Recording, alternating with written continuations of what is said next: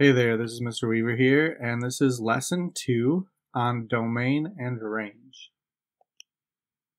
After this lesson, you need to be able to identify the domain and range in a given function and define a reasonable domain and range for real-world situations. After this lesson, you'll know you're successful if you can identify the domain and range of a function, and if you can give a domain and range that are reasonable in context. First, let's focus on our goal of identifying domain and range in a given function. What are domain and range? Well, domain is the set of all input values. Okay, it's your independent variable in the situation or your x values. And then when we're listing the domain, we're going to list it from least to greatest. The range, on the other hand, is all of your output values. Okay, that is representing your dependent variable in the situation, or all your y values. It is also listed in the same way from least to greatest. Think back to the last lesson when we were introducing a function and relating it to a vending machine. So our input was all the buttons that we could push, while our output was anything that we could get out of the machine. So in this situation, what could we put in and what could we get out? Well, all the things that I could push would be A1, A2, A3, A4, and B1, B2, B3, B4. All the combinations of the buttons to get what I want. And then what I would get out would be my snacks. So domain is what you put in, range is what you get out. Some quick rules for when we're writing domain and range. 1, do not repeat values. If a number shows up more than once, only need to write it once. Number 2, write them from least to greatest. So first let's look at a table. We can see our input values and our output values clearly in the table. Our input values are our x, our outputs are our y's. So that makes our domain is our x values. So we're just going to list out all of the possible input values. So 1, 2, 3, 4, and 5. For our range, we're going to list all the possible output values that show up in the y spots. So I have 11, 12, 13, 13, and 13. Now, we got to remember the rules we just went through. We can't repeat values, and we need to put them from least to greatest. So both of them are already least to greatest, but the range has 13 showing up more than once, so we would just write it one time. So our range would be 11, 12, and 13. Those are the only possible things we can get out. Now, pause the video and see if you can write your domain and range for your table. You should have had your domain be 2, 4, 6, 8, and 10, and your range, the numbers are 9, 8, and 7, but hopefully you remembered you need to write them from least to greatest. So 7, 8, and 9. Now let's look at coordinates. Domain is our x values, which is the first number of our coordinate. So I have 1, and then 5, 7, and 8. Your range is your y values of your coordinate. So 2, and then 6, -1, and 0. And again, we need to follow the rules when we're writing. So this time there's no repeating values, but again, our range is not in order. I need to rearrange it so that it goes from least to greatest. Pause the video and figure out the domain and range for your coordinates. Check your answers. Make sure you did it correctly. The third example, we have a function map. Our domain is our x values, which are on the left. So 1, 2, 5, 7, and 8. And then your range are the numbers that it points to on the right. 4, 5, and 20. Pause the video and try to write the domain and range for your function map.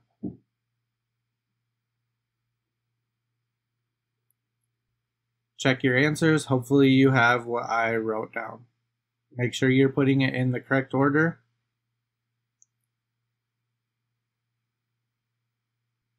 Now let's look at our graphs. So here we have a continuous graph.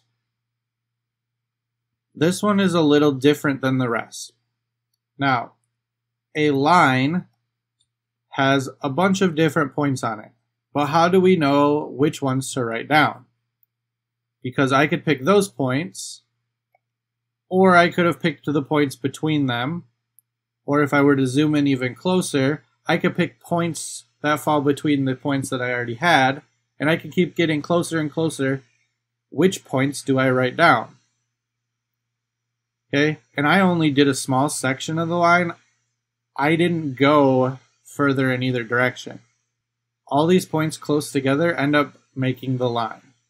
So in this situation, the domain is going to the left and to the right, and it's going that way forever and ever. It would go as far as it could, which would mean it would go to negative infinity to the left and positive infinity to the right.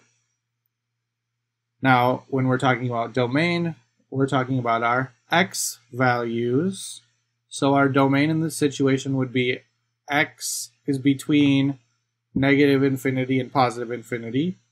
Or we could just say that it is all real numbers. The same goes with the range. It's going down forever and up forever. So it would be from negative infinity to positive infinity, up and down. Our range deals with our y values. Okay, and again, we could write that it's all real numbers since it's going up and down forever. Pause the video and figure out the domain and range for your graph.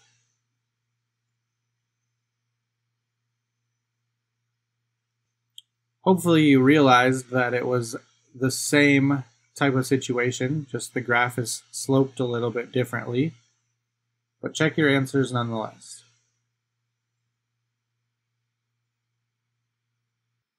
Next we have a discrete graph showing some plotted coordinate points. Our domain is our x values, and that goes from left to right. So if we want to just quick and easily put them in order, if we work from left to right, we'll automatically have them in order. So that first dot that's furthest to the left would have an x coordinate of -3. Then working my way to the right, the next point that I would come across would be an x coordinate of -2, then 0, then I have that one up at top with 2, and right below it I have 2, and then I also have one with an x coordinate of 3.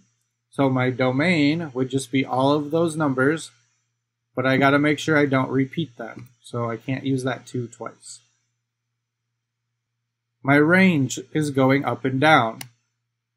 So if I want at least to greatest, start at the bottom and work your way up. Start at -1, 1, 3, then I have 4 and 4, and 6. Put them in order, don't repeat your values. We end up with our range. Now it's your turn again. Pause the video and figure out the domain and range for your graph. Check your answers.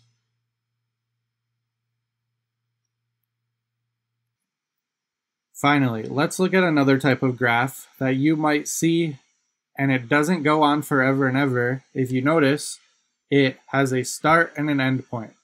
So the first one starts at about that point and it ends around that point, which means it does not go on forever and ever, but we still could choose any point that's between those two things on the line.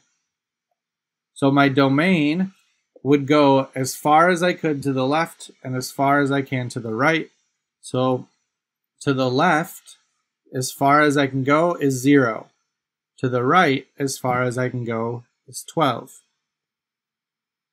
I can pick anything between there. So I would say x is between 0 and 12.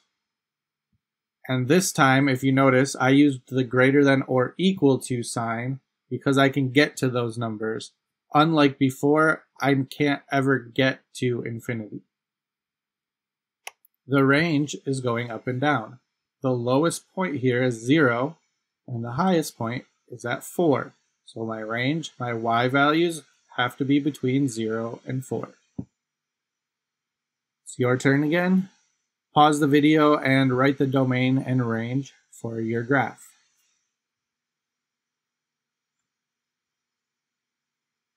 Check your answers.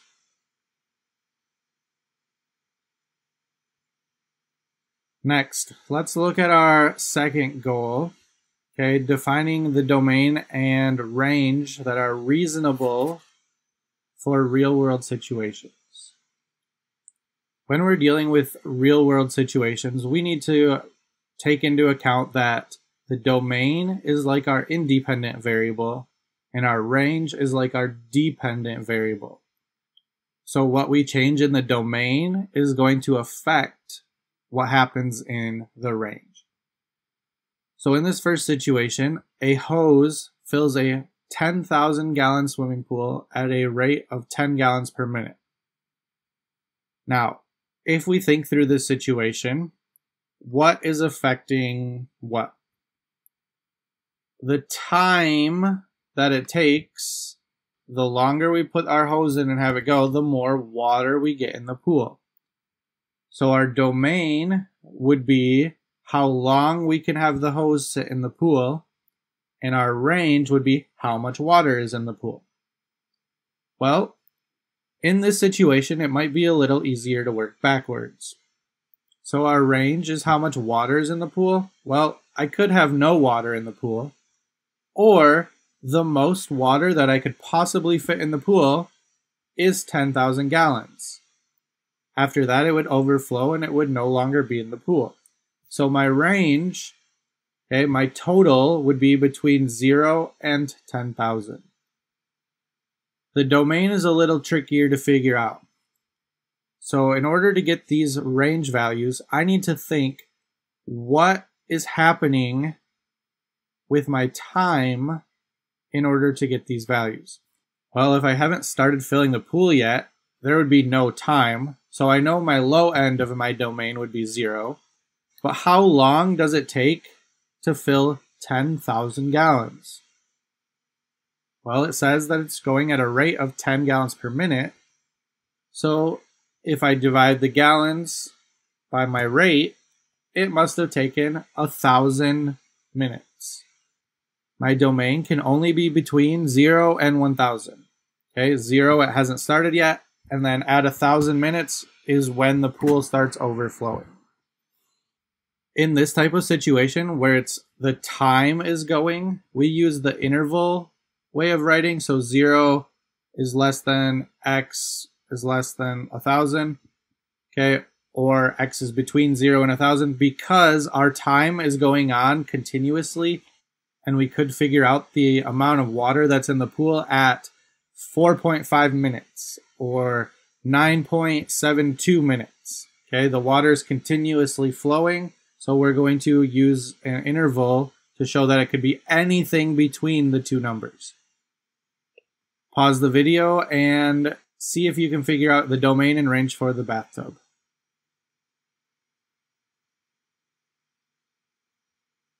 So if you started with your range like I did, the bathtub can have 0 or 80 gallons in it, and the domain, your time that it took to get there, would have been 0 minutes to get 0 gallons or 10 minutes to get 80. Last, let's look at a different situation. So Adrian buys 6 packs of Gatorade for $3 each. In this situation, your domain could be a couple of different things. So if you were trying to relate stuff, the number of packs that you buy would affect how much it costs. So you could say that you buy 1 pack and it costs $3. 2 packs would cost $6, and so on. But the fact that it tells us that he buys 6 packs, we can write our domain as multiples of 6. So he could buy 0. He could buy 6 Gatorades. He could buy 12 Gatorades, or 18, or 24.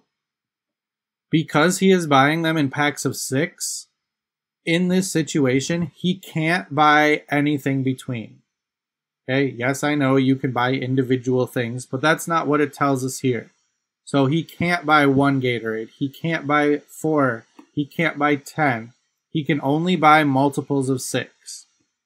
So our domain in this situation would be 0, 6, 12, 18, 24, and so on, all the way up to an unknown number, but whatever that is, we would just multiply by 6.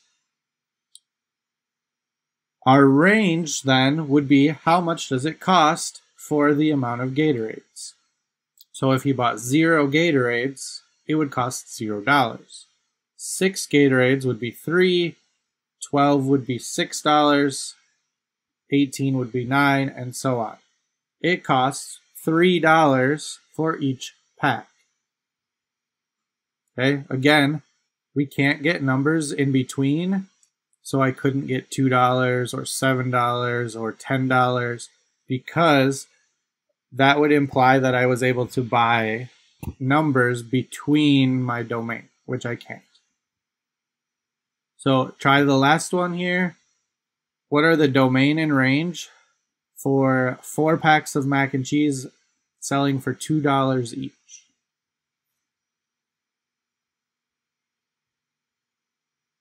Check your answers. In this lesson, we learned about domain and range. So domain is our X values or our inputs, while range is our outputs or our Y values.